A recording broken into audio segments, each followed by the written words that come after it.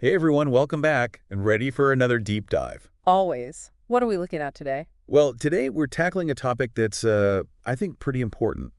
It's the connection between, well, violence and inequality in society. Sounds heavy. Yeah, it is.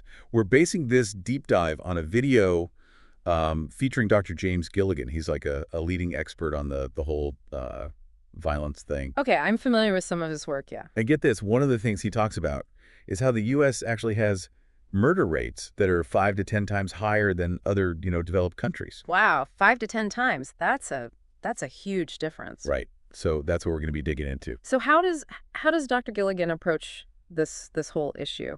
Well, what's really interesting is he looks at violence like it's a public health issue. Oh, that's a unique perspective. Yeah, he kind of treats it like a disease, something we need to understand and try to find ways to like prevent and treat. Makes sense. Instead of just focusing on the violent acts themselves, he's looking at the root causes. Exactly. He's not just looking at the symptoms. He's going deeper, looking at the underlying societal conditions that lead to violence. So what are some of those conditions? Well, he argues that one of the biggest factors is societal structures that create, divisions and these hierarchies between people. Oh, you mean like the haves and the have-nots? Yeah, like the superior versus inferior, the strong versus weak, and especially rich versus poor. Right. So how does that tie into violence? He says it creates this feeling of inequality, of injustice.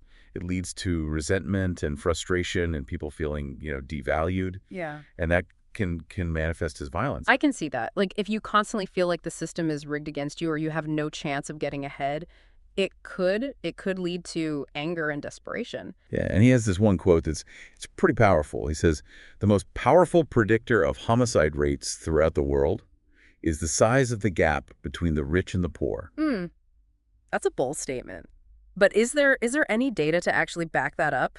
That's the thing. There is. It's not just, his opinion. Sure. His research and tons of other studies, even reports from the World Health Organization, all show this direct correlation between economic inequality and violence. Interesting. So it's not just, someone snapping and committing a crime. It's about the overall, I guess, like the mood of society. Yeah, like the overall level of tension, the unrest. Right. Like a pressure cooker. Yeah. The more inequality you pumped in, the higher the pressure gets. Exactly. And he gives some really good examples. He talks about countries like Western Europe, Japan, Canada, Australia, New Zealand. Places known for being, well, a bit more egalitarian. Right. They have those strong social safety nets. They really focus on reducing inequality.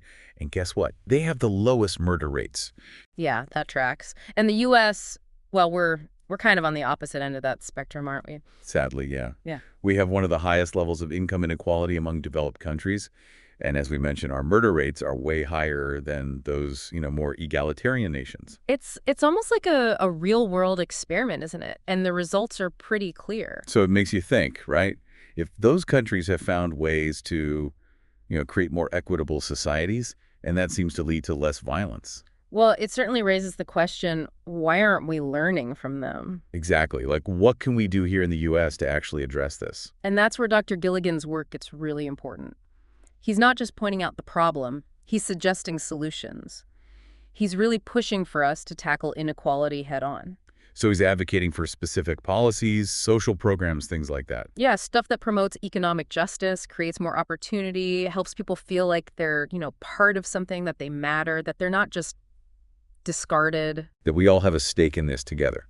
So I guess the big takeaway here is that inequality isn't just an economic issue. It's a public health crisis, and it's fueling this cycle of violence in our society. Which leaves us with, well, a pretty big challenge. A challenge and a question.